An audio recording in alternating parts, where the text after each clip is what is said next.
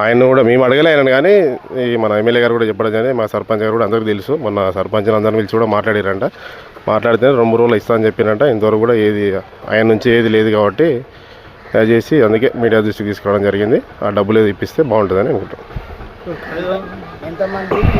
నాకు ఇచ్చిండొచ్చు. ఇంకా కొంతమంది ఏమో ఇంకా బయటికి చెప్తారు, చెప్పిన వాళ్ళు కొంతమంది సరే ఆయనకు నచ్చిన వాళ్ళు ఇవ్వకుండా బదులుగా ఈ రోజు అడిగిన వాళ్ళకన్నా ఇస్తే మంచిగా ఉంటుంది. నా పేరు వెంకటరావు, మా భార్య డిప్యూటీ సర్పంచ్, నేను రాజపేటని. అయితే అప్పుడు ఒక 3 సంవత్సరాల కింద మొత్తం ప్లాట్లు వేసినాం, ఒక 100 ప్లాట్లు వేసినాం. నేను కూడా ఎమ్మడే ఉండే చేసినాం. అవి ఇస్తాం కూడా అందరికీ జనానికి కుటుంబానికి 1, 2 ఇస్తామని అనుకున్నాం. ఆ టైంలో మా సర్పంచ్ చేయలేడు. అందరితో 2,000, 3,000 కుటుంబాన్ని బట్టి వసూలు చేసుకున్నాడు. అవి ఇవ్వకుండా అవి అట్లా ఆపేసిండు. ఆపి నేను ఏదో లేఅవుట్ చేసి లేఅవుట్ ద్వారా మళ్ళీ గవర్నమెంట్ లేఅవుట్ చేసి ఇచ్చి ఇస్తాం అనుకున్నాం. అది ఇవ్వలేదు కాబట్టి వాళ్ళ పైసలు వాళ్ళకి ఇచ్చేయాలి. అది ధర్మం అనేది మీడియా వాళ్ళు కూడా కోరుకుంటాం. వాళ్ళ పైసలు వాళ్ళకి ఇస్తే బాగుంటుంది. అందులో కొందరికి ఇచ్చిన ప్లాట్లు కూడా 100 ఇచ్చి ట్యాంక్ పక్కన 100 ఇచ్చిన ప్లాట్లు కతిమూలకి ఇవ్వలేదు. దాని మీద మీరు ఏం చేస్తారో దాన్ని మీడియా వాళ్ళు కోరుకుంటున్నాం. పేరు మహేష్ ముద్రాజ్, మా ఊరి పద్మనపల్లి.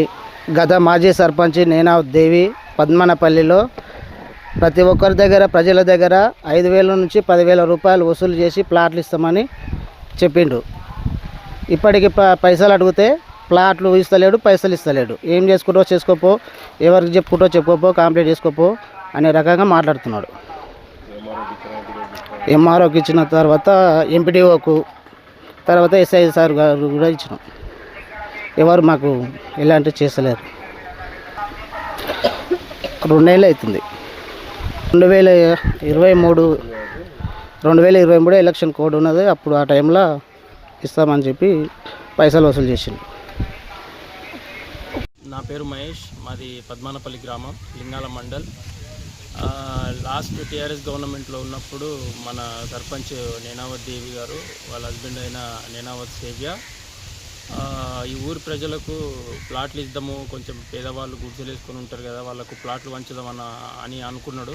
సో ఆ ఉద్దేశం మంచిదైనా కానీ దాన్ని డబ్బులు తీసుకొని ఇవ్వాలనుకున్న ఒక ఇంటెన్షన్ మాత్రం అందరికీ తప్పుగా అనిపించింది. సో కొంతమంది ఉన్నోళ్ళు ఉంటారు, లేనోళ్ళు ఉంటారు. సో లేనోళ్ళు ఏమో ఎక్కడికి నుంచి అప్పులు చేసి తీసుకొచ్చి ఇచ్చుంటారు. సో ఇప్పుడు ఆ డబ్బులు దాదాపు ఒక 50 మంది దాకా తీసుకున్నారు అన్నట్టు ఒక ప్రచారం జరుగుతుంది. సో ఇప్పుడు అవన్నీ ఎంత కలుపుకున్నా కొన్ని లక్షలలో అయితే పైసలు.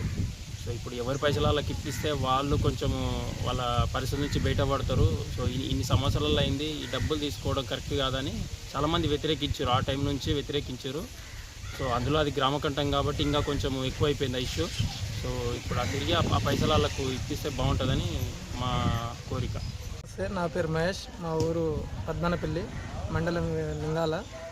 మా ఊరిలో సమస్య ఏంటంటే మన మాజీ సర్పంచ్ సేవ్య నాయకు గత సంవత్సరంలో మా ఊరిలో ఉండే ఏదైతే గౌటాల్ ల్యాండ్ ఏదైతే ఉందో అది ఫ్లాట్లుగా చేసి మన ప్రజలకు ఇస్తామని చెప్పి చాలామంది దగ్గర, మా లాంటి వాళ్ళ దగ్గర దాదాపు ఒక్కొక్కరి దగ్గర వచ్చేసి ఒక్కొక్క ఇల్లుకి వచ్చేసి 2,500, 2,500, 3,000 అలా తీసుకోవడం జరిగింది.